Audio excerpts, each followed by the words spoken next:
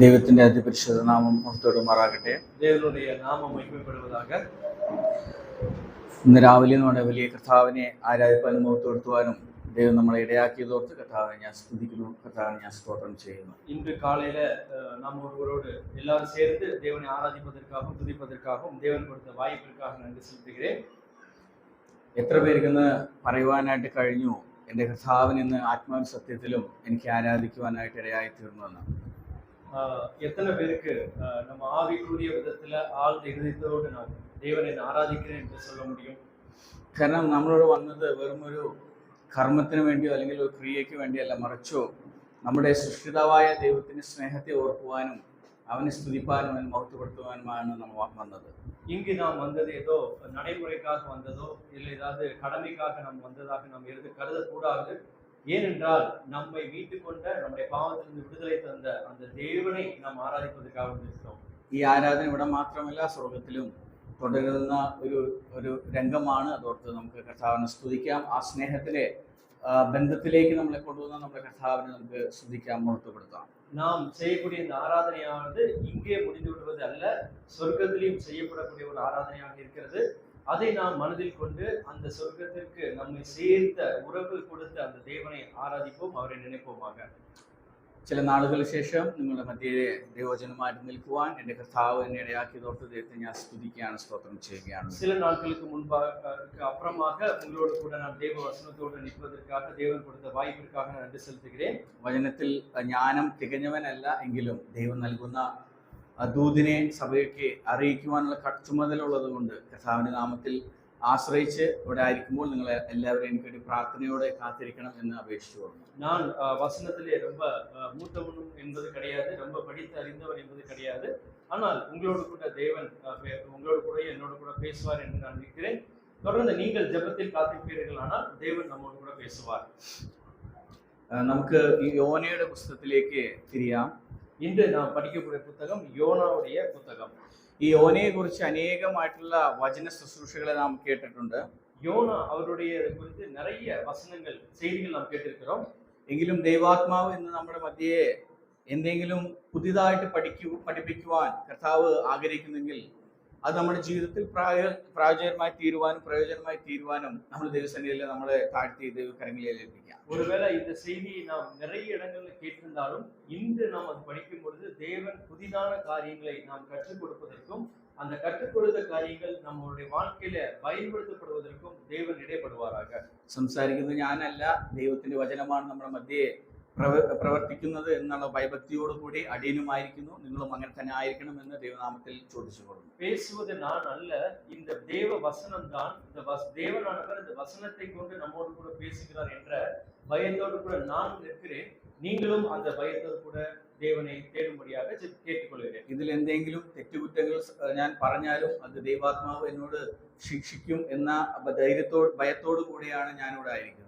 ஒருவேளை நான் சொல்லுவதிலே தவறுகள் நிறை குறைகள் இருந்திருந்தால் தேவன் அதற்கு தக்கதாக எனக்கு செய்வார் என்ற ஒரு பயத்தோடு கூட நான் உங்களுடைய தேவனுடைய வார்த்தையை நான் பிரசங்கிக்கிறேன். നമുക്ക് വചനത്തിലേക്ക് തിരിയാം. നമുക്ക് യോഹന്നാൻ എഴുതിയ സുവിശേഷം യോനയുടെ പുസ്തകം അതിന്റെ 1-ാം അധ്യായത്തിന്റെ 1 മുതൽ 4 വരെയുള്ള വാക്യം വായിക്കുവാനായിട്ട് ഞാൻ ചോദിച്ചു കൊടുക്കും. யோனாவுடைய புத்தகம் 1-வது அதிகாரம் 1 முதல் 4 வரை, பக்கம் 1072.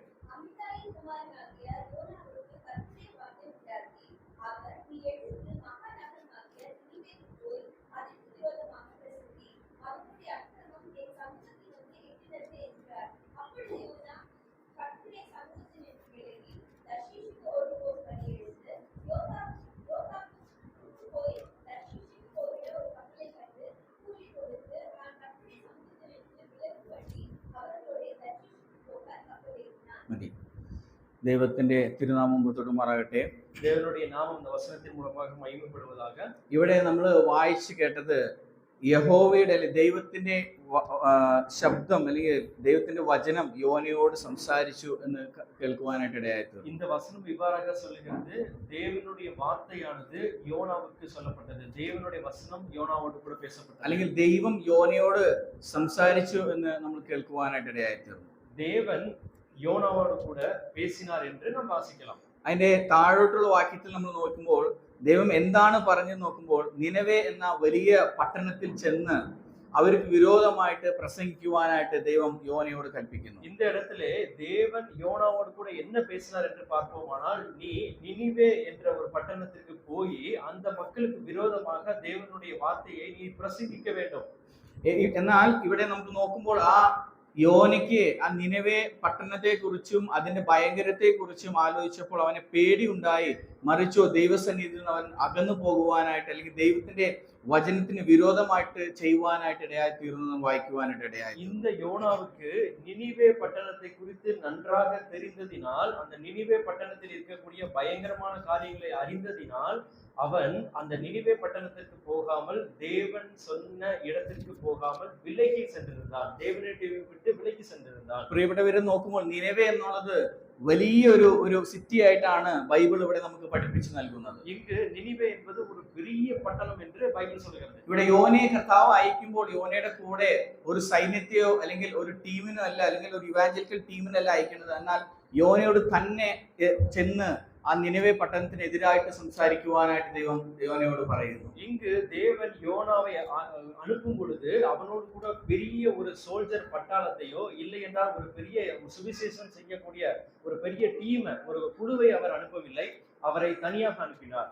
യോന ഇത് കേട്ടപ്പോൾ തന്നെ യോനയ്ക്ക് മനസ്സിലായി, ഒരു പക്ഷെ ഞാൻ അവിടെ ചെന്ന് കഴിഞ്ഞാൽ എന്നെ അവിടെ കല്ലെറിഞ്ഞുകൊള്ളും, അല്ലെങ്കിൽ എന്തെങ്കിലും എനിക്ക് സംഭവിക്കും എന്നുള്ള ഭയത്തോടു കൂടി யோனா தெய்வத்தின் வசனத்திலிருந்து விரோதமாയിട്ട് പ്രവർത്തിക്കുവാനായിട്ട് ഇടയായിത്തീരും. இந்த யோனாவுக்கு நன்றாக தெரியும், இந்த தேவனுடைய வார்த்தையை கேட்டு நான் நினிவே பட்டணத்திற்கு செல்வேன் என்றால் அங்கு நிச்சயமாக என்னை அடிப்பார்கள், என்னை துன்புறுப்பார்கள், என்னை கல்லெறிவார்கள் என்று பயந்து அவன் தேவனுடைய சமூகத்திலிருந்து விலகி வேறு இடத்திற்கு செல்ல புறப்பட்டான். യോന അല്പനിമിഷത്തിന് കർത്താവായ ദൈവമായ യഹോവയുടെ പ്രവൃത്തിയുടെ ശക്തിയെ മറക്കുവാനായിട്ട് ഇടയായിത്തീരും. அந்த இடத்திலே யோனானவர் சிறிய நேரத்திலே, ஒரு சிறிய நொடி பொழுதிலே இவ்வளவு பெரிய தேவனுடைய சக்தியையும் மகத்துவத்தையும் அவருடைய செய்கையும் மறந்தவனாக காணப்பட்டான். ദൈവം വിളിച്ച ദൈവം വിശ്വസ്തനായതുകൊണ്ട് അവൻ പ്രവർത്തിക്കുമെന്നുള്ള ആ ചിന്ത അല്പനേരം യോനയുടെ ചിന്തയിൽ നിന്ന് അകലുവാനായിട്ട് ഇടയായിത്തീരും. அதாவது என்னை அழைத்த அந்த தேவன் உண்மையுள்ள தேவன், அவர் அழைத்திருக்கிறார் என்றால் அவரால் என்னை நடைமுறைப்படுத்த முடியும் என்ற ஒரு விசுவாசத்திலிருந்து ஒரு நொடி பொழுதில் அவன் விலகிவிட்டான். ആ ഒരു വിശ്വാസക്കുറവ് നിമിത്തം യോന പേടിക്കുവാനും ദൈവത്തിന്റെ വചനത്തിൽ നിന്ന് അല്ലെങ്കിൽ ദൈവത്തിന്റെ വാക്കിൽ നിന്ന് മാറുവാനായിട്ട് ഇടയായിത്തീരുന്നു. அந்த ஒரு நொடி பொழுதில் இருந்த விசுவாச குறைவினால தேவனுடைய சித்தத்திலிருந்து, தேவனுடைய பிளான்ல இருந்து அவன் விலகி போய்விட்டான். ഇത്രയും വലിയ ഈ സിദ്ധിക്കെതിരായിട്ട് പ്രവർത്തിക്കുവാൻ ദൈവത്തിന് യോന എന്ന ഒരേ ഒരു വ്യക്തി മാത്രം മതിയായിരുന്നെന്ന് ആ വലിയ സത്യത്തെ യോന അവിടെ മറക്കുവാനായിട്ട് ഇടയായിത്തീരുന്നു. இவன் யோனா இங்கு மறந்த காரியம் என்னவென்றால், அவ்வளோ பெரிய சிட்டி பட்டணத்திற்கு நேராக தேவனுடைய வசனத்தை பிரசங்கிப்பதற்கு இந்த ஒரு மனிதனால் முடியும் என்று தேவன் நியமித்த அந்த காரியத்தை அவன் மறந்து விட்டான். എന്നിട്ട് ഇവിടെ നമുക്ക് കാണുവാനായിട്ട് ഇടയായിത്തീരുന്നത് യോന കർത്താവിന്റെ സന്നിധിയിൽ നിന്ന് ദൂരെ ഓടുവാനായിട്ട് ഇടയായിത്തീരുന്നു. He ran away from the Lord എന്നാണ് ഇവിടെ ബൈബിളിൽ നമ്മൾ വായിക്കുന്നത്. அந்த அந்த விசுவாச குறைச்சலினால இந்த வசனம் என்ன சொல்லுகிறது என்னவென்றால், யோனாவானவன் தேவனுடைய சமூகத்தை விட்டு தூரமாக விலகி போய்விட்டான். എന്നിട്ട് പോയിട്ട് തർശീശിലേക്ക് പോവാനുള്ള ഒരു ബോട്ട് കയറുവാനായിട്ട് ഇടയായിത്തീരുന്നു. தர்ஷீஸ் என்ற பட்டணத்திற்கு போகக்கூடிய, அதாவது தேவன் சொன்ன இடத்திலிருந்து தூரமா இருக்கக்கூடிய தர்ஷிக்கு போவதற்காக ஒரு கப்பலில் ஏறி இருக்கிறான். അവിടെ ചെന്നു, അവിടെ അതിനുള്ള ഫെയർ ഒക്കെ കൊടുക്കുവാനും ആ കപ്പലിൽ കയറി അവിടെ സ്വസ്ഥമായിട്ട് ഇരിക്കുവാനായിട്ട് യോന തീരുമാനിക്കുന്നു. அந்த இடத்துல போய் அந்த கப்பலுக்கு கொடுக்க வேண்டிய கட்டணத்தை செலுத்தி விட்டு ஒரு சொகுசாக ஒரு சீட்டு கிடைச்சு அந்த இடத்துல உட்கார்ந்து கிளம்புறதுக்கு ரெடியாக இருக்கிறான். പിന്നീട് നമുക്ക് കാണുവാനായിട്ട് ഇടയായിത്തീരുന്നത് ഇങ്ങനെയാണ്. ആ കപ്പല് പ്രയാണം തുടങ്ങി അത് ചെല്ലുവാനായിട്ട് അത് പുറപ്പെട്ട് പോകുന്ന സമയത്ത് ഉണ്ടായ വലിയൊരു കാര്യം, ദൈവം അവിടെ മഹാ ഒരു കാറ്റിനെ അയക്കുവാനായിട്ട് ഇടയായിത്തീരുന്നു. அவன் அதிலே ஏறி உட்கார்ந்து அந்த கப்பல்ல இருந்து அந்த பட்டணத்துக்கு நேராக நகர்ந்து செல்லும் பொழுதுதான் ஒரு பெரிய காற்றை தேவன் அனுப்பி அதை நிறைகுறை செய்யக்கூடிய கதையை தான் பிற்பாக வாசிக்கிறோம். നമുക്കറിയാം, അതിനുശേഷം അവിടെ ഉണ്ടായ വലിയൊരു കലാമിറ്റി നമുക്ക് ബൈബിളിൽ വായിക്കുവാനായിട്ട് ഇടയായിത്തീരുന്നു. இதுக்கு அடுத்து நடக்கக்கூடிய ஒரு பெரிய பிரச்சனை, ஒரு பெரிய கலாமிட்டியை தான் வாசிக்கிறோம் பைபிள். അവിടെ നോക്കുമ്പോൾ അവിടെ ആ കടൽ മൊത്തം ശോഭിക്കുന്നു, കാറ്റ് അതിന്റെ വേഗത കൂടുന്നു. ഈ കപ്പൽ ഓട്ടുന്ന ഈ വ്യക്തിക്ക് അല്ലെങ്കിൽ കപ്പിത്താനെ ആ കപ്പൽ നിയന്ത്രിക്കുവാനായിട്ട് കഴിയാതെ വണ്ണം ആ സീൻ അത്രയും മോശമായി പോകുന്നതായിട്ട് നമ്മൾ കാണുന്നു. அதாவது இப்படி கப்பல் செல்லும் பொழுது ஒரு பெரிய புயல் காற்று உண்டாகி அந்த சமுத்திரம் எல்லாம் கொந்தளித்து அந்த கப்பல் ஓட்டுறவருக்கு என்ன பண்றதுனே தெரியாம இதனுடைய காரணம் என்னவென்று எல்லாரும் யோசிக்கக்கூடிய நிலைமைக்கு இந்த காரியம் நடந்தது. നമുക്കറിയാം ഈ കപ്പൽ എന്ന് പറയുന്ന ഈ ബോട്ടിൽ അനേകമായിട്ടുള്ള സഞ്ചാരികൾ അവിടെ കാണുന്നതായിട്ട് നമ്മൾ അറിയുന്നു. ஒரு கப்பல் அப்படின்னு நம்ம எடுத்துட்டோம்னா ஒரு ஆளு ரெண்டு ஆள் இல்ல, அநேக பயணிகள் டிராவல் பண்ணக்கூடிய பேசஞ்சர்ஸ் அங்க இருக்காங்க. അനേക വിധമായ കുലത്തിലും ഗോത്രത്തിൽ നിന്നൊക്കെ വന്നവരാണ് ഇതിൽ പ്രയാണം ചെയ്യുന്നത് അല്ലെങ്കിൽ ഇതിൽ സഞ്ചരിക്കുന്നതായിട്ട് നമ്മൾ കാണും. அந்த பயணிகள்ல நிறைய பேര് வேறு வேறு கோத்திரங்கள், வேறு வேறு ஜாதிகள், வேறு வேறு விசுவாசத்துல ஜனங்கள் இருக்காங்க. എന്നാൽ അവരൊന്നും പ്രതീക്ഷിക്കാത്ത ഒരു കാര്യമാണ് പെട്ടെന്ന് അവരുടെ യാത്രയെ മധ്യേ നടക്കുന്നതായിട്ട് അവർ അറിയുന്നത്. இந்த பயணிகள் யாரும் எதிர்பார்க்காத ஒரு பெரிய ஒரு விபத்தை தான் இந்த நேரத்தில் இவர்கள் சந்திக்கிறார்கள். പിന്നീട് നമുക്ക് അതിന്റെ താഴോട്ടുള്ള വാക്യത്തിൽ വായിക്കുമ്പോൾ അവരെല്ലാവരും ഭയന്ന് അവർ കരയുവാനായിട്ട് ഇടയായിത്തീരുന്നു. இந்த காரியங்கள் நடந்த பின்பு அந்த பயணிகள் எல்லாம் சேர்ந்து பயந்து அழுது கொண்டிருக்கிறார்கள். ഇവിടെ നമുക്ക് 5-ാം വാക്യത്തില് all the sailors എന്നുള്ള വായിക്കുവാനായിട്ട് ഇടയായിത്തീരുന്നു. அதாவது 5வது வசனத்தில் இவ்வாறாக சொல்கிறது, அந்த பயணிகள் எல்லோரும் അവര് ഭയന്ന് കരഞ്ഞ് അവരവരുടെ ദേവന്മാരോട് കരഞ്ഞ് പ്രാർത്ഥിച്ച് അവർ പിന്നീട് ചെയ്യുന്നത് അവരുടെ കയ്യിലുള്ള ലഗേജോ അല്ലെങ്കിൽ അവരുടെ വസ്തുക്കളൊക്കെയും കടലിലേക്ക് എറിയുവാനായിട്ട് ഇടയായി. அந்த பயணிகள்லாம் என்னென்ன செய்யறாங்கன்னா பயந்து அழுது அவர்கள் தன்னுடைய தேவனை நோக்கி புலம்புகிறார்கள். புலம்பி எங்களை காப்பாத்துங்கன்னு சொல்றாங்க. அதோடு மட்டும் இல்லாம ஒருவேளை அந்த கப்பல்ல பாரங்கள் அதிகமா இருந்தாலும் இப்படி இருக்குன்னு சொல்லிட்டு அவர்கள் கையில இருந்த லக்கேஜஸ், பாரங்கள் எல்லாவற்றையும் தூக்கி கடலிலே எறிகிறார்கள். എന്നാൽ ഇവിടെ യോനയോ ആ കപ്പലിന്റെ അടിത്തട്ടിലെ സുഖമായിട്ട് ഉറങ്ങുന്നതായിട്ട് നമ്മൾ കാണുന്നു. ஆனால் யோனாவுடைய காரியம் வித்தியாசமாக இருந்தது. அவன் என்ன செஞ்சுட்டு இருக்காங்க அப்படின்னா அந்த கப்பலுடைய அடித்தட்டுல அயர்ந்த நித்திரையாக தூங்கி கொண்டிருந்தார். നമുക്കറിയാം കടലിന്റെ അടിത്തട്ടില് അല്ലെങ്കിൽ ഒരു കപ്പലിന്റെ അടിത്തട്ട് എന്നുള്ളത് ഒരു സീയുടെ ഉള്ളിലായിരിക്കും അത് ഇമേഴ്സ് ആയിട്ട് കിടക്കുന്നതായിട്ട് നമുക്ക് കാണും. அதாவது கப்பல் அப்படின்னு எடுத்துட்டோம் அப்படின்னா நம்ம சிந்திச்சு பார்ப்போமானால் அதனுடைய அடித்தட்டு அடிப்பகுதி என்று பார்ப்போமானால் அது கடல் தண்ணிக்குள்ள மூழ்கி இருக்கக்கூடிய ஒரு பகுதி தான். അതായത് ലോയർ ഡെക്ക് എങ്ങനെ പോയാൽ അത് ഒരു സീ ലെവലിന്റെ ഉള്ളിലായിരിക്കും അല്ലെങ്കിൽ വാട്ടർ ലെവലിന്റെ ഉള്ളിലായിരിക്കും അതിന്റെ ലോയർ ഡെക്ക് ഒരു ബോട്ടിന്റെ അല്ലെങ്കിൽ ഒരു ഷിപ്പിന്റെ ആയിരിക്കും. அதாவது இந்த கப்பலுடைய கீழ்த்தட்டில் அவன் படுத்திருக்கான் என்றால் கீழ்த்தட்டு வென்றால் அந்த கப்பலுடைய அந்த கடல் மட்டத்திற்கு கீழாக இருக்கக்கூடிய ஒரு பகுதியாக தான் இருக்கும். അവിടെ വന്നിട്ട് എങ്ങനെയാണെന്ന് വെച്ചാൽ ഈ കപ്പലിന്റെ ബോട്ടിന്റെ മോൾവശം ആടി ഉലഞ്ഞാലും അടിവശം ഒത്തിരി സേഫ് ആയിട്ട് ഒരു തൊട്ടിലാടുന്ന പോലെ അത്ര ഒരു സേഫ് സോണിൽ സേഫ് ആയിട്ടാണ് അവിടെ ഒരു ട്രാവൽ അവിടെ കാണുവാനായിട്ട് ഇടയായി. சிந்தித்து பார்ப்போமானால் எவ்வளவுதான் காற்றெடுத்து கடல் கொந்தளித்தாலும் அந்த கப்பலுடைய மேல் பகுதியில் நல்லாக ஆடிக்கொண்டே இருக்கும். ஆனால் அதனுடைய கீழ் பகுதியில அந்த ஆட்டமும் அந்த நடுக்கமும் குறைவாக இருக்கும். கொஞ்சம் கூட கம்ஃபர்ட். അതൊരു ക്രേഡൽ മൂവ്മെന്റ് എന്നാണ് നമ്മൾ പഠിക്കുന്നത്. അത് ഒരു തൊട്ടിൽ ആട്ടുற மாதிரி ഒരു മൂവ്മെന്റ്. അപ്പൊ യോന വിചാരിച്ചു നല്ല കംഫർട്ട് ആയിട്ടുള്ള ഒരു സ്ലീപ്പ് யோனைக்கு ലഭിച്ചു എന്ന് മനസ്സിലാക്കി നന്നായി ഉറങ്ങുവാനായിട്ട് അവിടെ എത്തിയിരുന്നു. இந்த இடத்துல யோனாக்கு புரிந்த காரியம் என்னவென்றால் நான் தூங்கி கொண்டிருக்கக்கூடிய இடம் எனக்கு ரொம்ப சுகமாக சொகுசாக இருக்கக்கூடிய ஒரு இடம் என்று தெரியும்.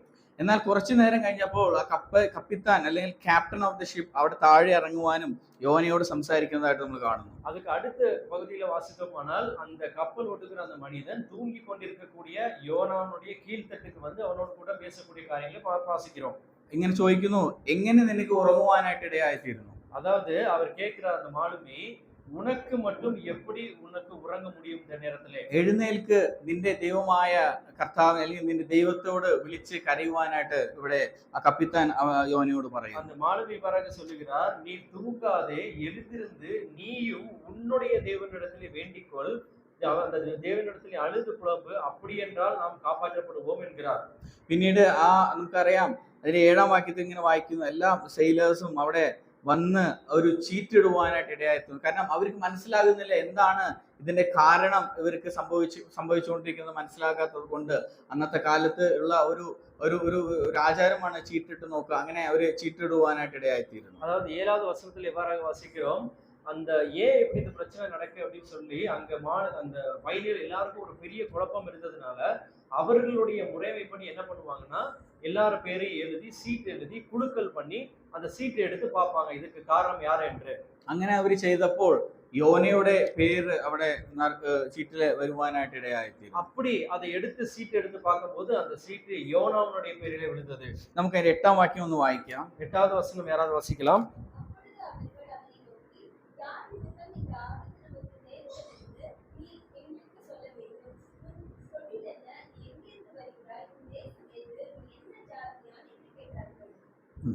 അതിന് അതിന്റെ 9-ാം വാക്യം വായിക്കാം.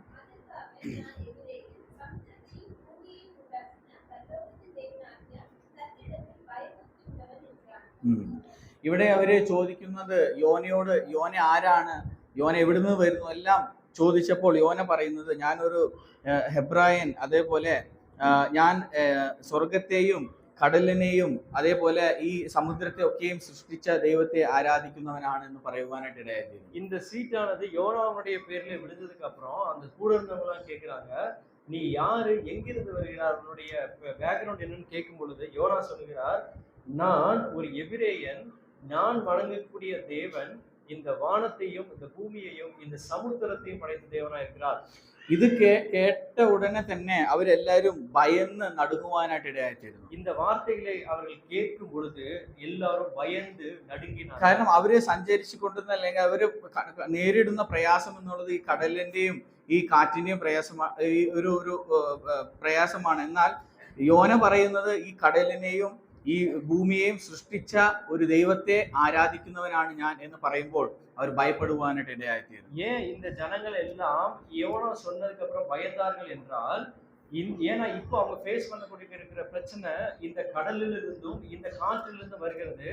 யோனாவுடைய பதில் எவ்வாறாக இருந்தா, இந்த கடலை படைத்த தேவன் தான் என்னுடைய தேவன் என்று சொல்லும் பொழுது அவர்கள் மிகவும் பயந்து நடுங்கினார்கள். പിന്നീട് അവർ ചോദിക്കുന്നു ഞങ്ങൾ എന്ത് ചെയ്യണം എന്നാണ്. പിന്നെ അവര് മനസ്സിലാക്കി ഈ ദൈവം അല്ലെങ്കിൽ യോനയുടെ ദൈവത്തെ കൊണ്ട് മാത്രമാണ് ഈ ഒരു വലിയൊരു നാച്ചുറൽ കലാമിറ്റി അവിടെ നിർത്തുവാനായിട്ട് ഇടയായി തീരുമല്ലോ എന്ന് വിചാരിച്ച് യോനയോട് അവർ ചോദിക്കുന്നു ഞങ്ങൾ എന്ത് ചെയ്യണം എന്ന് ചോദിക്കുന്നു. அதாவது அப்போ அந்த மக்களுக்கு புரிந்து கொண்ட காரியம் என்னவென்றால், இந்த தேவன் தான் நமக்கு நடக்கக்கூடிய பிரச்சனைக்கு தீர்வு தர முடியும் என்று உணர்ந்து இந்த யோனாவிடத்தில் கேட்கிறார்கள், இந்த பிரச்சனை நீங்க வேண்டும் என்றால் நான் என்ன செய்ய வேண்டும் என்று.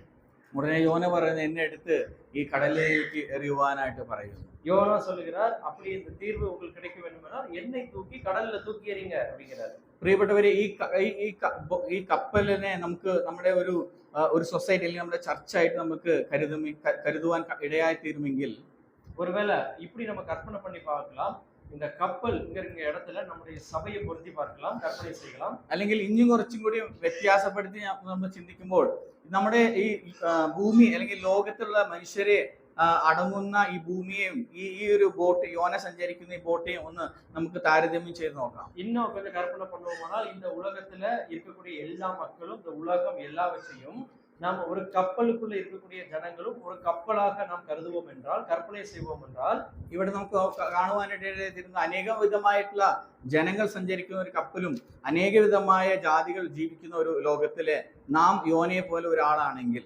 ஒருவேளை இந்த கப்பல்ல இப்படி அநேக மாலுமிகள் இருக்கக்கூடிய பயணிகள் இருக்க இடத்துல ஒரு யோனா இருக்கிறது போல, இந்த உலகம் என்ற கப்பலுக்குள்ள நிறைய பயணிகள் என்ற மக்கள் இருக்கக்கூடிய நேரத்துல யோனாவை போலதான் நாம் இருக்கிறோம் என்றால், ഒരുപക്ഷെ ദൈവം നമ്മളോട് ചെയ്യാൻ പറഞ്ഞ ചില കാര്യങ്ങൾ ചെയ്യാതെ നാം നിരസിച്ച് കർത്താവിന്റെ ഹിതത്തിന് വിരോധമായിട്ട് നമ്മൾ പോയെങ്കിൽ നാം മാത്രമല്ല അതിന്റെ ഭവിഷ്യത്ത് അനുഭവിക്കുന്നതെന്നാൽ നമ്മുടെ ചുറ്റുമുള്ളവരാണ് അതിന്റെ ഭവിഷ്യത്തുകൾ അനുഭവിക്കാൻ പോകുന്നത്. കാരണം നാം ആരാധിക്കുന്ന ദൈവമാണ് സത്യദൈവം എന്ന് നമ്മൾ മനസ്സിലാക്കേണ്ടതായിട്ടുണ്ട്. அதாவது இந்த கப்பலிலே யோனா கீழ்ப்படியாமையினால என்ன பிரச்சனை நடந்ததோ அதன்படியாக இந்த உலகத்துல யோனாவை போல வாழக்கூடிய நாம் கீழ்ப்படியாமை இருப்பதினால, தேவன் சொல்லக்கூடிய விஷயங்களை நாம் செய்யாமல் இருப்பதினால வரக்கூடிய பிரச்சனைகள் நமக்கு மட்டும் இல்லாது இந்த உலகத்திலே வாழக்கூடிய மற்ற மக்களுக்கும் தான். നാം ഒരു ദൈവത്തിന്റെ ഹിതം ചെയ്യാതിരുന്നെങ്കിൽ അതിന് ഭവിഷ്യത്ത് ഈ നമ്മുടെ സൊസൈറ്റിക്കും അത് ബാധിക്കുന്നതായിട്ട് നാം മനസ്സിലാക്കേണ്ടതായിട്ടുണ്ട്. தேவன் சொல்லக்கூடிய காரியங்களுக்கு நாம் கீழ்ப்படியாமையாக நாம் இருப்போமானால் அதனால் வரக்கூடிய விளைவுகள் நாம் மட்டுமல்ல, நம்ம சுத்தி இருக்கிற சமுதாயமும் அந்த பிரச்சனைகளை எதிர்கொள்கிறது.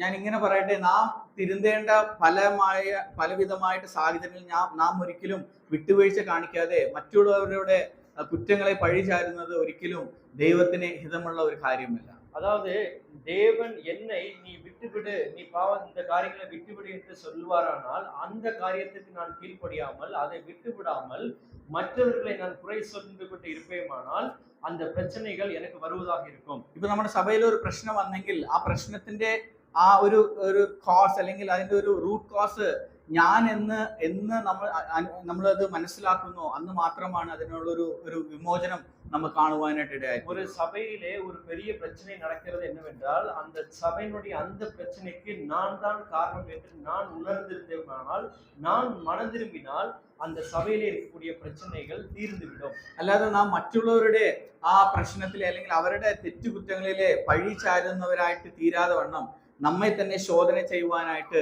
ദൈവാത്മാവ് ഇന്നത്തെ വചന ശുശ്രൂഷയിൽ കൂടി നമ്മളെ പഠിപ്പിക്കട്ടെ. ஒருவேளை சபையிலேயோ வெளியிலோ நடக்கக்கூடிய பிரச்சனைகளுக்கு அவர்தான் காரணம், இவர்தான் காரணம் என்று நாம் சிந்திக்காமல், இந்த பிரச்சனைக்கு என்னிடத்தில் குறைகள் காணப்படுகிறதா, அந்த குறைகளை நான் விட்டு விடுகிறேனா, நான் மனம் திரும்புகிறேனா என்று சிந்தித்து நம்முடைய வாழ்க்கையை നടത്തുவோமாக. ഇവിടെ യോനയുടെ ഒരു വലിയൊരു നല്ലൊരു ബ്യൂട്ടിഫുൾ ആയിട്ടൊരു ക്യാരക്ടർ എനിക്കിവിടെ മനസ്സിലാകുന്നത്, അവന്റെ ആ തെറ്റിനെ അവൻ ഏറ്റു പറയുവാനായിട്ട് ഇടയായിത്തീർന്നു. ഞാൻ തന്നെയാണ് കാരണമെന്ന് പറയുവാനായിട്ട് ഇടയായി. இந்த யோனாவுடைய புத்தகத்தில் நான் படித்த மிகப்பெரிய ஒரு நல்ல குணாதிசயம் என்னவென்றால், இங்கே நடக்கக்கூடிய பிரச்சனைக்கு நான் தான் காரணம் என்று யோனா தன்னுடைய தவறை உணர்ந்து கொள்கிறான்.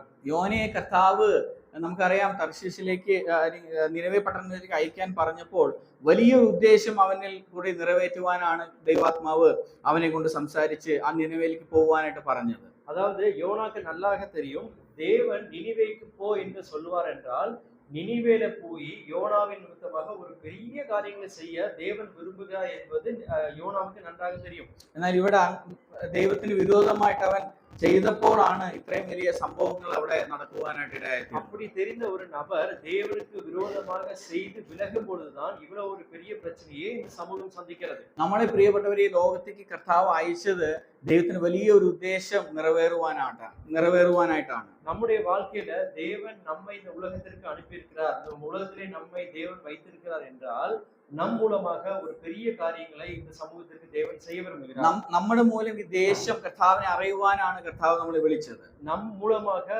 தேவனுடைய சுபாவம் வெளிப்படும்படியாக தான் தேவன் நம்மை அழைத்திருக்கிறார். എന്നാൽ നാം പലപ്പോഴും ഈ കർത്താവിന്റെ ശബ്ദത്തെ കേട്ടും അത് കേട്ട ഭാവം നടിക്കാതെ പലപ്പോഴും കർത്താവിന്റെ വിരോധമായി മുഖം തിരിച്ച് നമ്മുടെ ജീവിതങ്ങളിലേക്ക് നമ്മൾ കടന്നു പോകുന്നതായിട്ട് പലപ്പോഴും നമ്മൾ അറിയുന്നു. ஒருவேளை நம்முடைய வாழ்க்கையில நிறைய பகுதிகளில் தேவன் நம்மை கூப்பிட்டு இப்படி செய் இதை செய்யாதே என்று சொல்லும் பொழுது, நாம் பர்பஸ்ஃபுல்லாக தேவனுடைய வார்த்தைக்கு கீழ்ப்படியாம இருக்கும் பொழுது நாம் இந்த மாதிரியான பிரச்சனைகள் நாம் எதிர்கொள்வோம். ഇവിടെ യോനയെ കർത്താവ് ഒരു ഇവാഞ്ചലിസ്റ്റ് ആയിട്ടാണ് നിനവേക്ക് അയക്കുവാനായിട്ട് ഇടയായിത്തീർന്നത്. இந்த இடத்திலே யோனாவை ஒரு சுவிசேஷனாக தேவன் அனுப்புகிறார். എന്നാൽ യോന ഇപ്പോൾ ടൂറിസ്റ്റ് ആയിട്ടാണ് ആ തർശീശിലേക്ക് പോകുവാനായിട്ട്. ஆனால் சுவிசேஷகன் இங்கு ஒரு யாத்திரைக்காரன், ஒரு டூரிஸ்ட் போல டிராவல் பண்ணிட்டு இருக்கார். നാം ഇന്ന് പലപ്പോഴും നമ്മളിപ്പോ ടൂറിസ്റ്റാ, നമ്മൾ ആരും ഇവാഞ്ചലിസ്റ്റ് ആയിട്ടല്ല നമ്മുടെ ജീവിതം നയിക്കുന്നത്. நம்முடைய வாழ்க்கையில நிறைய நேரத்துல நாம் ஒரு டூரிஸ்டாக தான் இருக்கிறோமே தவிர இவாஞ்சலிஸ்டாக இல்லை. ദൈവം എന്ത് നമ്മുടെ ജീവിതത്തിൽ പ്രവർത്തിക്കുവാൻ അല്ലെങ്കിൽ എന്ത് നമ്മുടെ ജീവിതത്തിൽ നടക്കുവാനായിട്ട് ദൈവം കൽപ്പിക്കുന്നുവോ അത് അതുവഴി അനുസരിക്കുമെങ്കിൽ ദൈവത്തിന്റെ വലിയ പദ്ധതികളെ നമ്മുടെ ജീവിതത്തിൽ വെളിപ്പെടുവാനായിട്ട് ദൈവാത്മാവ് നമ്മളെ സഹായിക്കും. தேவன் நம்மை குறித்து இது நீ செய், இந்த காரியங்கள் நிறைவேற்றி என்று சொல்லும் பொழுது உடனடியாக நாம் கீழ்ப்படிந்து நாம் செய்வோமானால் இந்த சமுதாயத்திலே ஒரு மிகப்பெரிய ஆசீர்வாதத்தை மாற்றத்தையும் நாம் பார்க்க முடியும். നമുക്ക് എന്നാൽ ഇവിടെ നമ്മൾ പഠിക്കുവാനായിട്ട് ഇടയായിത്തീരുന്നു. അവനെ എടുത്ത് ആ കടലിലേക്ക് എറിഞ്ഞപ്പോൾ ഉടൻ തന്നെ ആ കാറ്റും കടലും ശാന്തമാകുവാനായിട്ട് ഇടയായിത്തീരും. இந்த இடத்துல வாசிக்கிறோம், அவனை தூக்கி யோனாவை தூக்கி எல்லாரும் கடலிலே தூக்கி எறிந்த பின்பு அந்த கடல் அமைதലായിച്ചു, സാന്തമായിച്ചു. അതോടുകൂടി ദൈവ പ്രവൃത്തി അവിടെ അവസാനിച്ചു എന്ന് നോക്കുമ്പോൾ ഇല്ല പ്രിയപ്പെട്ടവരെ. നമ്മൾ വായിക്കുന്നു യോനയുടെ പ്രയാണം വീണ്ടും കർത്താവ് അവിടുന്ന് സെക്കൻഡ് ഒരു സ്റ്റാർട്ട് വെർഷൻ 2 സ്റ്റാർട്ട് അവിടെ നൽകുവാനായിട്ട് ഇടയായിത്തീരും. அதாவது அவனை தூக்கி கடலிலே எறிந்த பின்பு அதோடு கூட இந்த கதையோ தேவனுடைய சித்தமோ முடிந்து விடவில்லை. திரும்பியுமாக தேவன் அவனுக்கு திரும்பியுமாக இரண்டாவது தரமான ஒரு வழியை ஏற்படுத்துகிறார். മനുഷ്യനിർമ്മിതമായ ഒരു ബോട്ടിൽ നിന്ന് അവന്റെ യാത്ര അവിടെ അവസാനിക്കുമ്പോൾ ദൈവം സൃഷ്ടിച്ച ഒരു വലിയ ഒരു ജീവനുള്ള ഒരു ക്രിയേച്ചറിനെ ദൈവം അവന്റെ യോനയുടെ അടുത്ത യാത്രയെ സ്റ്റാർട്ട് ചെയ്യുവാനായിട്ട് ദൈവം അവിടെ ഒരുക്കി. அதாவது மனுஷனால் உண்டாக்கிய ஒரு கப்பலிலே ஒரு மனுஷன் யாத்திரை செய்து அவனுடைய யாத்திரை அங்கு முடியும் பொழுது அவனை தூக்கி கப்பலில் தண்ணியில எரிந்த பின்பு தேவனால் உருவாக்கப்பட்ட ஒரு இன்னொரு ஜீவியானது அவனை தூக்கி சென்று இந்த பயணத்தை தொடர்வதற்காக அது ஆயத்தம் பண்ணப்பட்டிருக்கிறது. അവിടെ ദൈവത്തിന്റെ ശബ്ദത്തെ കേട്ട മറ്റൊരു ജീവിയുടെ ഒരു വലിയൊരു മീൻ എന്നാണ് അവിടെ വായിക്കുവാനായിട്ട് ഇടയായിത്തീരുന്നത്. அந்த இடத்திலே தேவனுடைய சத்தத்தை கேட்ட இரண்டாவதான நபர் யார் என்றால் அது மிகப்பெரிய மீன். ഈ യോന ഈ കടലിൽ നിന്ന് എറിയുവാനായിട്ട് യോന പറയുമ്പോൾ തന്നെ ദൈവാത്മാവ് അല്ലെങ്കിൽ ദൈവശബ്ദം ഈ ഒരു വലിയൊരു ജീവിയുടെ മേലെ വരുവാനായിട്ട് ഇടയായിത്തീരുന്നു എന്ന് ഞാൻ മനസ്സിലാക്കുന്നതായിട്ടുണ്ട്. அதாவது யோனாவை தூக்கி இந்த ஜனங்கள் எல்லாரும் கடலிலே எரியப்படும் பொழுது தேவனுடைய சத்தத்தை இந்த மீனுடைய காதுகள் கேட்டிருக்கிறது. ഞാൻ ഇങ്ങനെ വിശ്വസിക്കുന്നു, ഈ മീനും ഈ ബോട്ടിനോട് കൂടി ആഴങ്ങളിലെ അടിയിലെ ഡെപ്തിലെ ഇങ്ങനെ സഞ്ചരിച്ചുകൊണ്ടേയിരുന്നു എന്ന് ഞാൻ മനസ്സിലാക്കുന്നു. ஒருவேளை நான் இப்படியாக யோசிக்கிறேன், அந்த கப்பல் எங்கெங்கெல்லாம் போச்சோ இந்த தேவனுடைய சித்தத்தை செய்வதற்காக அந்த மீனும் அந்த கப்பலுக்கு அடியில சைடுல ஃபாலோ பண்ணிட்டே. കാരണം ഒരു എക്സാമ്പിൾ ചിലർ പറയും അത് ബ്ലൂ വെയിൽ ആണ്, അല്ലെങ്കിൽ അതൊരു വെയിൽ പോലത്തെ ഒരു മൃഗമാണ്. എന്നാൽ എനിക്കത് അതിനെ കുറിച്ചുള്ള ക്ലിയർ ആയിട്ട് പിക്ചർ ഇല്ല, എങ്കിലും അത് വലിയൊരു ഫിഷ് ആയിട്ടാണ് നമ്മൾ കരുതാം. இல்ல சில பேர் இப்படி சொல்லுவாங்க, அது ஒரு மிகப்பெரிய நீல திமிங்கலமாக இருந்ததுமாங்க, இல்ல மிகப்பெரிய ஒரு சுறா மீனுமாங்க. ஆனா எனக்கு தெரியாது, இது ஒரு சொல்லப்பட்டபடி அவனை விழுங்குவதற்கு ஏதுவாக இருந்த ஒரு பெரிய மீன். നമുക്കറിയാം ഈ കാറ്റും കടലും വരുമ്പോൾ ഫിഷ് ഒന്നും ഒരിക്കലും അതിന്റെ സീഡ് ടോപ്പ് ലെവലിലേക്ക് വരുന്നതായിട്ട് നമ്മൾ അറിയുന്നത്. അതൊക്കെ അതിന്റെ അണ്ടർ ഡെപ്സിലാണ് അവരൊക്കെ ഡൈവ് ചെയ്യുവാനായിട്ട് ഇടയായത്. இதனுடைய அறிவியலை நான் பார்ப்போம் என்றால் ஒரு கடல்ல ஒரு பெரிய காற்றும் கொந்தளிப்பு ஏற்படும் பொழுது எந்தவித மீன்களோ எதுவுமே வந்து கடலுடைய மேல் பகுதியில வராது, கடலுடைய അടിപകുതിക്ക് தான் അത് കൊണ്ട്. അപ്പൊ ദൈവം ഒരു സിഗ്നൽ അവിടെ മീൻ നൽകുന്നു, ഞാൻ എപ്പോൾ ഈ സ്ട്രോം നിർത്തുന്നു അപ്പം നിനക്ക് മേലെ വരുവാം, അവിടെ ഒരാൾ വരും, അവൻ പിക്ക് ചെയ്തിട്ട് ഒരു സ്ഥലത്തേക്ക് പോകണം എന്നുള്ള വലിയൊരു കമാൻഡ് അവിടെ മൃഗത്തിന്റെ മേലെ ദൈവം ഏൽപ്പിക്കുവാനായിട്ട് ഇടയായത്, അല്ലെങ്കിൽ ആ ഫിഷിന്റെ മേലെ ഏൽപ്പിക്കുവാനായിട്ട് ഇടയായത്. ஒருவேளை தேவன் ஒரு மிகப்பெரிய கட்டளையை இந்த மீனுக்கு கொடுத்திருப்பாரு. எங்கோ இந்த காற்றையும் இந்த கடலையும் அமர்த்தணும், அந்த டயத்துல மேலே இருந்து ஒருத்தன் கீழே விழுவான், அவனை பிடிக்கிறதுக்காக நீ அடியிலிருந்து மேலே வர வேண்டும் என்ற ஒரு பெரிய சிக்னலை தேவன் அந்த மீனுக்கு கொடுத்திருக்கிறார். ഈ തർശീഷ് എന്ന് പറയുന്ന സ്ഥലം അനേകമായിട്ടുള്ള ട്രേഡ് നടക്കുന്ന ഒരു സ്ഥലമാണ്. அதாவது யோனா அங்க தர்ஷீஷுக்கு பயந்து விலகி ஓடுகிறான் என்றால் அந்த தர்ஷீஷ்ங்கிறது ஒரு பிசினஸ் சிட்டி, ஒரு பெரிய வியாபாரம் நடக்கக்கூடிய ஒரு പട്ടണം. അപ്പൊ ഈ കപ്പലിന്റെ ഉള്ളിൽ അനേക ഫുഡ് സ്റ്റഫ്സും ഫ്രൂട്ട്സും അതുപോലത്തെ കുറെ ഐറ്റംസും ആണ് ഈ ഇതിൽ സ്റ്റഫ് ചെയ്തിട്ടും ഈ ട്രാവലേഴ്സിന് കൂടെ ഈ കപ്പൽ പോയിക്കൊണ്ടിരിക്കുന്നത്. ஒருவேளை அந்த பிசினஸ் பண்றதுக்கு நம்ம பார்த்தோம் அப்படின்னா அந்த கப்பல்ல நிறைய உணவு தானியங்கள் இருக்கும், நிறைய ഫ്രൂട്ട്സുകൾ இருக்கும், நிறைய കായ്കറികൾ இருக்கும், நிறைய സാപ്പാട് വകயான പൊരുட்கள் இருக்கும். ഈ കടൽ ശോഭിച്ചപ്പോൾ ഇത് ആടിയപ്പോൾ ഇവർ ഇതൊക്കെ ഈ ഫ്രൂട്ടും കഴിക്കുന്ന സാധനങ്ങൾ ഇത് ഒത്തിരി സാധനങ്ങൾ ഈ കടലിലേക്ക് എറിഞ്ഞുണ്ടായിരിക്കാം. அதாவது அந்த கடலுடைய சீற்றத்தை குறைப்பதற்காக அந்த கப்பல் உள்ள வெயிட்டை குறைக்கலாம்னு சொல்லிட்டு ஒருவேளை அதுல இருக்கக்கூடிய உணவு தானியங்கள், பழங்கள், காய்கறிகள் எல்லாத்தையும் அவங்க தூக்கி வெளில எரிஞ்சிருக்காங்க. അപ്പൊ ഈ മീൻ മുകളിലേക്ക് നോക്കുമ്പോൾ കുറെ ഫ്രൂട്ട്സും വെജിറ്റബിൾസും ഒക്കെ അവിടെ ഫ്ലോട്ട് ചെയ്യുന്നതായിട്ട് കാണുന്നു. ஒருவேளை இந்த மீன்கள் இந்த மாதிரி ஜீவிகள்லாம் மேல பார்க்கும்போது ஐயோ கடல்ல ஒரு நல்ல சாப்பிடறதுக்கு நல்ல உணவு தானியங்கள் கிடைக்குதுன்னு எட்டி பார்த்திருப்பாங்க. അപ്പൊ ദൈവം പറഞ്ഞു നിനക്ക് കഴിക്കാനുള്ള ഐറ്റം വന്നിട്ടില്ല, വെയിറ്റ് ചെയ്യുവാനായിട്ട് ദൈവം ആ മീനോട് വീണ്ടും കൽപ്പിക്കും. ஒருவேளை அந்த மீன்கிட்ட தேவன் அப்படி கட்டளையிட்டு இருப்பாரு, நீ சாப்பிட வேண்டிய அந்த சாப்பாடு அது அல்ல, நீ சாப்பிடறதுக்காக ஒருத்தன் வருவான், வெயிட் பண்ணுன்னு சொல்லி. ഒരു വിശേഷമായിട്ടുള്ള ഒരു വ്യക്തിയാണ് നീ ഇന്ന് ഗസ്റ്റിനാണ് നീ ഇന്ന് സ്വീകരിക്കാനായിട്ട് പോകുന്നത്, അല്ലാതെ ഈ കിടക്കുന്ന ഈ ഫ്രൂട്ട്സും വെജിറ്റബിൾസ് ഈ ഫുഡ് സ്റ്റഫ് അല്ല എന്ന് ദൈവം അവിടെ ഒരു പക്ഷെ പറഞ്ഞു. ஒருவேளை அந்த மீனுக்கு வராக சொல்லியிருப்பாரு, அதாவது நீ சாப்பிட வேண்டிய ஒரு வந்து இந்த உணவு தானியங்களோ இந்த ஃப்ரூட்ஸோ காய்கறிகளோ அல்ல, மேலே இருந்து ஒருத்தன் விழுமா, அவனை நீ விழுங்குவதற்காகத்தான் நீ வந்து நியமிக்கப்பட்டிருக்கிற அப்படின்னு சொல்லியிருப்பாரு. തക്ക സമയം വന്നപ്പോൾ சரியான நேரம் வந்த பொழுது ആ മീനോട് കർത്താവ് പറഞ്ഞു, ഇങ്ങനെ എന്റെ ദാസനായ യോന അത് കടലിലേക്ക് ചാടുവാനായിട്ട് ഇടയായിത്തീരുന്നു, വേഗം ചെല്ലുവാനായിട്ട് കൽപ്പിച്ചു. அந்த சரியான நேரம் வரும் பொழுது அந்த யோனா தண்ணீருக்குள்ளே விழும் பொழுது போய் அவனை விழுங்கு அப்படின்னு கட்டளையிட்டிருக்கிறார். ഈ മീന് വേഗം പോകുവാനും ആ യോനയെ അങ്ങനെ വിഴുങ്ങുവാനായിട്ട് ഇടയായിത്തീരും. அந்த மீன் வேகமாக போகவும் யோனா விடக்கூடிய அந்த கரெக்டான நேரத்தில் அவனை பிடிப்பதற்கும் சரியாக இருந்தது. ഒരു ഫിഷിന് ഒരിക്കലും ആരും ഒരു ട്രാവൽ ചെയ്യുന്ന ഒരു അനിമൽ ആയിട്ട് ട്രാവൽ ചെയ്യുന്ന ഒരു ക്രിയേച്ചർ ആയിട്ട് കരുതുന്നതായിട്ട് നമ്മൾ കാണുന്നില്ല. என்னைக்குமே மீன் அப்படிங்கிற ஒரு பிராணியை வந்து ஒரு டிராவல் செய்யக்கூடிய ஒரு ஒரு அனிமலாக நம்ம பார்க்க மாட்டோம். ആനയുടെ പുറത്തിരുന്ന് അനേകം ട്രാവൽ ചെയ്യും, കുതിര പുറത്തിരുന്ന് ട്രാവൽ ചെയ്യും, ക്യാമലിന്റെ മേലെ ട്രാവൽ ചെയ്യും, അങ്ങനെ പക്ഷെ ഒരു എന്താ പറയാ ഒരു അക്വാട്ടിക് അനിമലിന്റെ മേലെ ആരും ട്രാവൽ ചെയ്യുന്നതായിട്ട് നമ്മൾ കാണുന്നില്ല. அதாவது யானைகள் மேல பயணப்படுவாங்க, குதிரை மேல செல்வாங்க, கழுதைகள் மேல செல்வாங்க. ஆனா தண்ணியிலே வாழக்கூடிய அக்வாட்டிக் அனிமல் மேல யாருமே பயணம் செய்ய മാട്ടാங்க. വല്ല ഡോൾഫിൻ ഷോയില് മാത്രം ജസ്റ്റ് ഒന്ന് അതിന്റെ മേലെ ഇരുന്ന് പോകുന്നല്ലാതെ ഇങ്ങനത്തെ ഒരു സിറ്റുവേഷൻ ഒന്നും ആരും അനുഭവിച്ചിട്ടായിട്ടില്ല ഈ ലോകം ഉണ്ടായിട്ടും ഇതുവരെയും. ஒருவேளை அந்த டால்பின் ஷோ எனக்கு டிவில பார்க்கறதுல வேணா அது மேல கொஞ்ச நேரம் ஒருத்தங்க இருக்கிற மாதிரி காணப்படலாம்.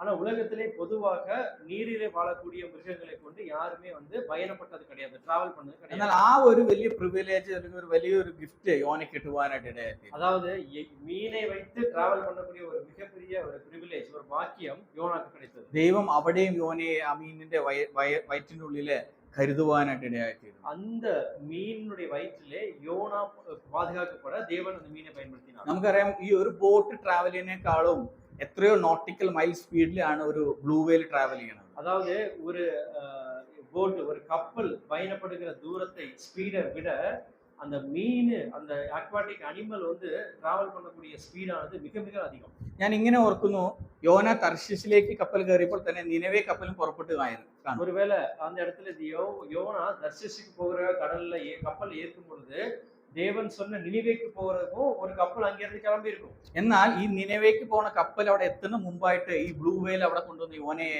ചേർത്തുവാനായിട്ട് ഇടയായി. அதாவது இந்த தர்ஷிஸ் கப்பல் இருந்து நினிவே கப்பல் ரொம்ப தூரமா போய்கிட்டு இருக்கும்.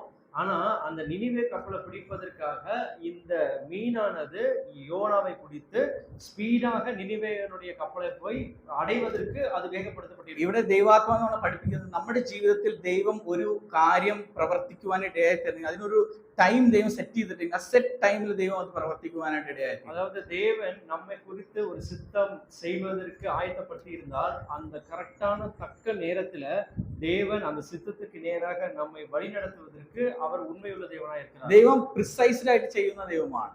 தேவன் மிக துல்லியமாக செய்யக்கூடிய தேவன். ഇന്ന സമയത്ത് യോന നിനവേ പട്ടണത്തിൽ എത്തണം എന്ന് ദൈവം മനസ്സിലാക്കിയ ദൈവം, അല്ലെങ്കിൽ ദൈവം അതിനൊരു വിധി ചെയ്ത ദൈവം അത് അങ്ങനെ തന്നെ ചെയ്യുവാനായിട്ട് ഇടയായി. அதாவது யோனாவானவன் நினிவே பட்டணத்துல கரெக்டா இந்த நாளில இத்தனை மணிக்கு சேர்ந்திருக்க வேண்டும் என்று நியமித்திருந்தார். ஆனால் அதே நேரத்துல யோனா அங்க எத்தியிருப்பதற்கு, ரீச் ஆயிருப்பதற்கு தேவன் உண்மையுள்ளவராக இருக்கிறார். അതുകൊണ്ടാണ് ദൈവം ആ വലിയൊരു മീനിനെ അവിടെ കൽപ്പിക്കുവാനായിട്ട് ഇടയായി, ട്രാവൽ മീഡിയമായിട്ട്. அதனால்தான் ஒரு பெரிய மீனை அதை டிராவல் பண்ணுவதற்காக அதை ஆயத்தப்படுத்தியிருக்கிறார்.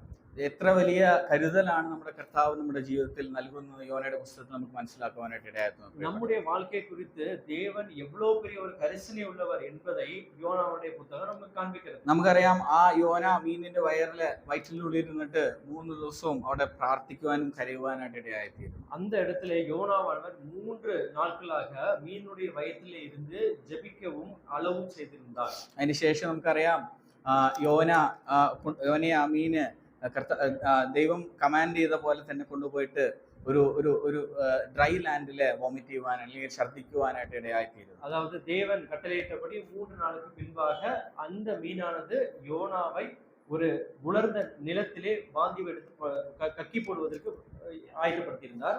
എന്തൊരു ഫുഡ് ഡൈജസ്റ്റ് ആകാതിരിക്കുന്നു അതാണ് വോമിറ്റ് മൂലം പുറത്തു വരുവാനായിട്ട് ഇടയായത്. அதாவது எந்த ஒரு உணவு நமக்கு டைஜஷன் ஜீரணமாகவில்லையோ அந்த உணவு தான் வாந்தி மூலமாக வெளியே வரும். അതുകൊണ്ടാണ് യോനയെ കർത്താവ് മീനിന്റെ വയറ്റിലിട്ടപ്പോൾ അതൊരു സ്ട്രേഞ്ച് ഓബ്ജക്റ്റ് ആയിട്ട് ആ മീനിനെ കൽപ്പിക്കുവാനായിട്ട് ഇടയായിരുന്നതും അതൊരിക്കലും ഡൈജഷൻ പ്രോസസ്സിന് പോകാതെ വേണം അവന് സേഫ് ആയിട്ട് തന്നെ അത് ഡ്രൈ ലാൻഡിലേക്ക് തിരിച്ചു നൽകുവാനായിട്ട് ഇടയായിരുന്നു. தேவன் அந்த மீனுக்குள்ள யோனா இருக்கும் பொழுது அந்த மீனுக்கு இந்த உணவானது நாம் ஜீரணமாக்கக்கூடிய ஒரு உணவு அல்ல, இது ஒரு வித்தியாசமான உணவு என்பதை அந்த மீனுக்கு புரிய வைத்து சரியான நேரத்திலே யோனாவை வாந்தி பண்ணுவதற்கு அந்த மீனை பயன்படுத்தினார். ഞാൻ ഇങ്ങനെ വിശ്വസിക്കുന്നു, യോനയുടെ ചുറ്റും ദൈവത്തിന് വലിയൊരു ഷീൽഡ് നൽകിയിട്ടായിരിക്കും യോനയെ കർത്താവ് ആ മീനിന്റെ വയറ്റിലേക്ക് അയച്ചത്. ஒருவேளை நான் இவ்வாறா யோசிக்கிறேன், மீனுடைய வயிற்றுக்கு உள்ளே யோனா போவதற்கு முன்பாக அவனை சுற்றி ஒரு பெரிய ஷீல்டு, ஒரு பெரிய திரையை தேவன் அவனை சுற்றி இருக்கிறார். നമുക്കറിയാം, നമ്മുടെ വയറ്റിനുള്ളിൽ ബൈൽ ജ്യൂസ് അതുപോലെ HCl ഉണ്ടാവും നമുക്ക് മനസ്സിലാക്കാം. அதாவது நம்முடைய வயிற்றுக்குள்ளே HCl சொல்லக்கூடிய ஒரு ஆசிட் இருக்கு நமக்கு தெரியும். അത് എന്ത് ഫുഡ് ഇട്ടാലും വേഗം തന്നെ അത് വന്നിട്ട് ഓക്സിഡേഷൻ പ്രോസസ് മൂലം അത് ഡൈജസ്റ്റ് ചെയ്യുവാനും അത് ഡൈല്യൂട്ട് ചെയ്ത് കളയുവാനായിട്ട് ഇടയായി. அதாவது நம்ம எந்த ஒரு சாப்பாடை சாப்பிட்டாலும் அந்த ஆசிட் கூட சேர்ந்து ஆக்சிடேஷன் ப்ராசஸ்ங்கிறதுல அந்த உணவு ജീർണമായി வெளியே கழிவுகள் செல்லும். നമ്മൾ കുക്ക്ഡ് ഫുഡ് കഴിക്കണം, നമുക്ക് തന്നെ അത്രയും പവർ ഉണ്ടെങ്കിൽ റാ ഫുഡ് കഴിക്കണ ഒരു ബ്ലൂ വെയിലിന്റെ വയറ്റിനുള്ളിലുള്ള ആ പ്രൊസീജിയറിനുള്ള ആസിഡ് എത്രമാത്രം കോൺസെൻട്രേറ്റഡ് ആണ് നമ്മൾ ആലോചിക്കേണ്ടതായി. ஒருவேளை நம்ம இவ்வாறாக சிந்திக்க வேண்டும், சமைச்சு சாப்பிடக்கூடிய பழக்கம் உள்ள நாம் நம்முடைய உணவை ஜீரணமடைவதற்காக தேவன் நம்முடைய வயரை ஒரு பெரிய ஆசிட் கொண்டு விசேஷமாக டிசைன் பண்ணியிருப்பார். ஆனால் ரா ஃபுட்டாக, அதாவது குக்கிங் பண்ணாத ஃபுட்டை சாப்பிடக்கூடிய இந்த விதமான அனிமலுடைய வயத்துல ஜீரண சக்தி நடப்பதற்கு எவ்வளவு பெரிய ஆசிட்களை தேவன் ப்ரிப்பேர் பண்ணி வச்சிருப்பாரு.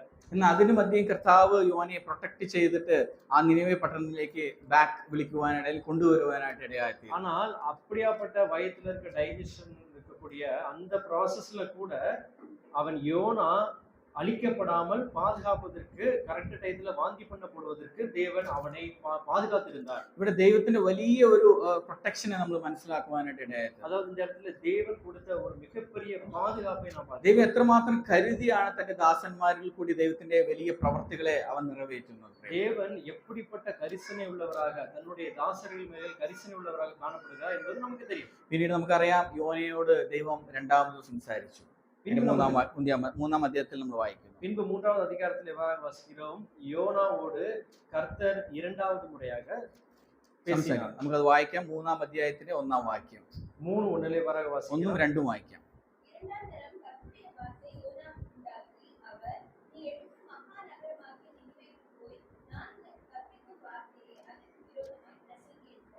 ഇവിടെ കർത്താവായ ദൈവം യോനയോട് ഒരു അഡ്വൈസോ അല്ലെങ്കിൽ ഇതിനു മുമ്പ് നടന്ന പ്രവർത്തികളെ കുറിച്ച് ഒന്നും സംസാരിക്കരുത്. വീണ്ടും അവൻ സംസാരിച്ച അതേ വിഷയം, അതേ പ്രവൃത്തി വീണ്ടും സംസാരിക്കുവാനായിട്ട് ഇടയായത്. அதாவது இந்த இரண்டாவது தரமாக யோனாவோடு கூட பேசும் பொழுது இதுக்கு முன்பாடி நடந்த எந்த காரியத்தை குறித்தும் தேவன் பேசாமல் முதலாவது சொன்ன அதே வார்த்தையை தான் திரும்பவும் சொல்லுகிறார், நீ கிளம்பி நினிவேக்கு போ. ദൈവത്തിന് ഒരു വാക്കുകളോ പ്രിയപ്പെട്ട അത് മാറ്റി പറയുവാനായിട്ട് ദൈവം ഇടയായി തീരില്ല. தேவன் ஒரு தடவை ஒரு வார்த்தையை சொல்வார் என்றால் அது திருப்பி மாற்றி பேசுவதற்கு அவர் மனிதன் அல்ல. 1ാം അധ്യായത്തിൽ 1ാം വാക്യത്തിൽ ദൈവം പറഞ്ഞ അതേ വാക്യമാണ് 3ാം അധ്യായത്തിൽ 1ാം വാക്യത്തിലും ദൈവം പറയുന്നതായിട്ട്. 1வது அதிகாரம் 1வது வசனத்திலே சொன்ன அதே வார்த்தையை தான் தேவன் 3வது அதிகாரம் 1வது வசனத்திலே சொல்கிறார்.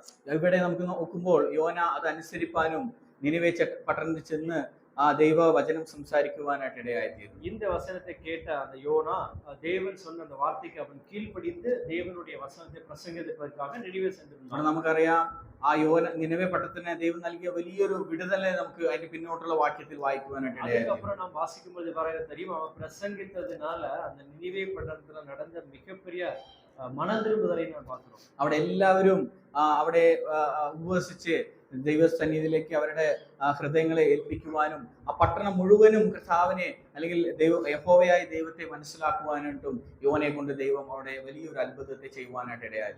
யோனாவை கொண்டு தேவன் செய்த மிகப்பெரிய ஒரு அற்புதத்தை நாம் பின்னாடி பார்க்கிறோம். அப்படி கடினமான இருதயம் உள்ளவங்க இருந்த ஜனங்களாகி நினிவே ஜனங்கள் இவனுடைய வார்த்தையை கேட்டு விசுவாசித்து மனம் திரும்பி துக்கித்து அழுது உண்மையான தேவனை நோக்கி அவர்கள் திரும்பி ரட்சிக்கப்பட்டார்கள் என்று பார்க்கிறோம்.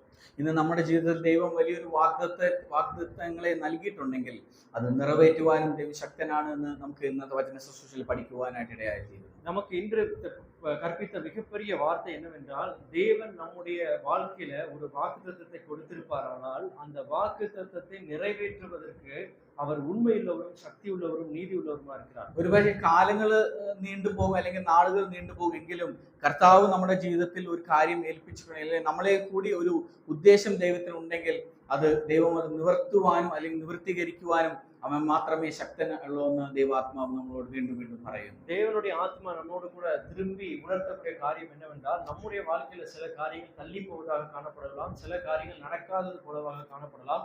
ஆனால் தேவன் நம்மை குறித்து வைத்திருக்கக்கூடிய அந்த சித்தம் சரியான நேரத்திலே சரியான விதத்திலே நிறைவேறும். നാം ഈ ലോകത്തേക്ക് വന്നവരല്ല പ്രിയപ്പെട്ടവരെ, മറിച്ച് ദൈവം നമ്മളെ അയച്ചതാണ്.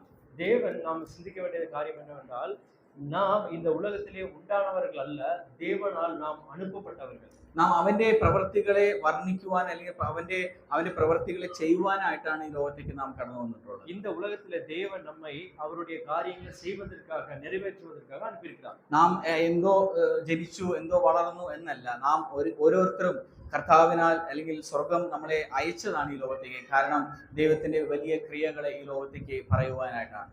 நாம் இந்த உலகத்திலே நாம் பிறந்தவர்களோ உருவாக்கப்பட்டவர்களோ அல்ல, தேவனால் இந்த உலகத்திலே சில காரியங்களை செய்வதற்காக அனுப்பப்பட்டவர்கள், அவராலே நாம் அனுப்பப்பட்டோம். അയച്ചവന്റെ ക്രിയകളെ നമുക്ക് ഈ ലോകത്തോട് പറയുവാനായിട്ടാണുള്ള വലിയ കടമ നമ്മുടെ ജീവിതത്തിലുണ്ട്. அதாவது நம்மை அனுப்பினவருடைய செய்கைகளை, அவருடைய கிரியைகளை நாம் அறிவிக்கும் பொருட்டாக அனுப்பப்பட்ட ஒரு ஜனங்களாய், சொந்த ஜனங்களாய் இருக்கிறோம். ഇതുവരെ അങ്ങനെ കർത്താവിന് വേണ്ടി ജീവിച്ചിട്ടില്ല എന്നെങ്കിൽ ഇന്ന് തൊട്ട് നമ്മുടെ ജീവിതങ്ങളെ കർത്താവ് അയച്ച ഉദ്ദേശത്തിലേക്ക് നമ്മുടെ ജീവിതത്തെ കൊണ്ടുവരുവാനായിട്ട് നാം ഒരിക്കൽ കൂടി നമ്മളെ കർത്താവിന് മുമ്പിൽ ശോധന ചെയ്യാം. ஒருவேளை இதனால் வரைக்கும் நான் வாழ்ந்த வாழ்க்கையில தேவனுக்கு பிரியமாகவோ தேவன் சொன்ன காரியத்தை நிறைவேற்றுவதற்காக நாம் வாழவில்லை என்று நாம் நினைப்போமானால், இந்த தருணத்திலே நாம் நம்மை ஒப்படைத்து, தேவனே உங்களுடைய சித்தத்தை நான் செய்வதற்கு ஆயத்தமாக இருக்கிறேன் என்று மனம் திரும்புவோம். ഒരുപക്ഷെ പകുതി ആയുസ് നമുക്ക് ഈ ലോകത്തിന് വേണ്ടി നമ്മൾ ജീവിച്ച് കളഞ്ഞു കാണാൻ, ഇനിയുള്ള ദിവസങ്ങൾ കർത്താവിന് വേണ്ടി, കർത്താവിന് വേലയ്ക്കായിട്ട്, കർത്താവിന്റെ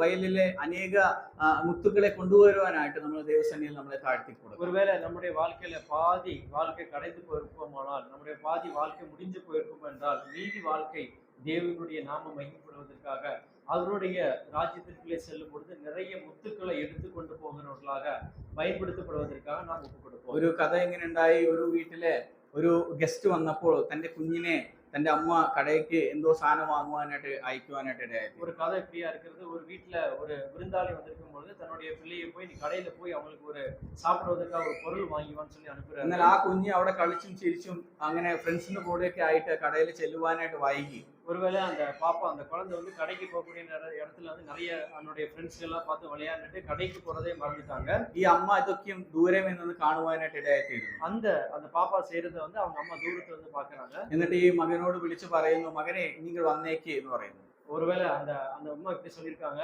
சரி நீ பண்ணது போதுം, നീ திருப்பி வா அப்படின்னு சொல்லிட்டு, എല്ലാ അമ്മയെ ഞാൻ കടയ്ക്ക് പോയില്ല, ഞാൻ വാങ്ങിച്ചില്ലല്ലോ എന്ന് പറഞ്ഞപ്പോൾ അവർ വന്ന ഗസ്റ്റ് പോയി, നീ നിന്നെ അയച്ച ഉദ്ദേശം நிறைவேறியில்லை, நீங்கள் மடங்கி வந்தீங்கன்னு പറയും. ஒருவேளை அப்போ அந்த பையன் சொல்லியிருப்பான், அம்மா நான் கடையில போய் உனக்கு கெஸ்ட்டுக்கு தேவையான பொருளை வாங்கிட்டு வரேன்னு சொல்லியிருப்பான். அப்போ அவங்க அம்மா சொல்லியிருப்பாங்க, வந்த விருந்தாளி திருப்பி போயிட்டாங்கப்பா, நான் உன்னை எதற்காக அனுப்பணும், அந்த சித்தம் உன்னிடத்துல நிறைவேறவில்லை, நீ திரும்பி வா என்று அழைத்திருப்பான்.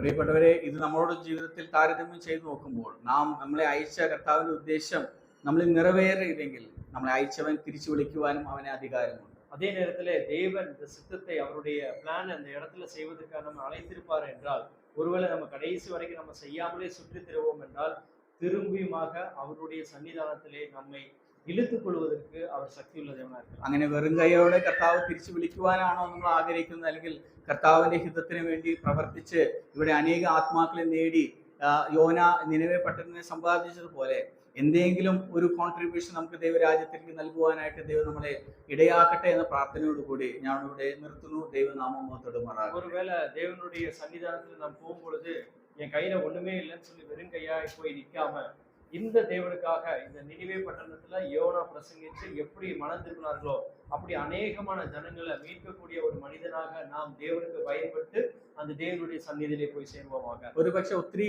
കംഫർട്ട് ആയിരിക്കില്ല ഇത് ക്രിസ്തീയ ജീവിതം, എങ്കിലും ദൈവം നമ്മുടെ കൂടെ ഉണ്ടെങ്കിൽ സകലത്തിനും കവിയുന്ന ദൈവത്തിന്റെ ശക്തി നമ്മളിൽ വ്യാപരിക്കുവാനും നമുക്ക് പലതിനെയും നമുക്ക് നേടിയെടുക്കുവാനായിട്ട് ഇടയായി. ஒருவேளை நம்முடைய கிறிஸ்துவ வாழ்க்கை ரொம்ப சுலபமாக சாதாரணமாக போகக்கூடிய ஒரு சொகுசான வாழ்க்கையாக இல்லாமல் கரடுமுரடான வாழ்க்கையாக காணப்படலாம்.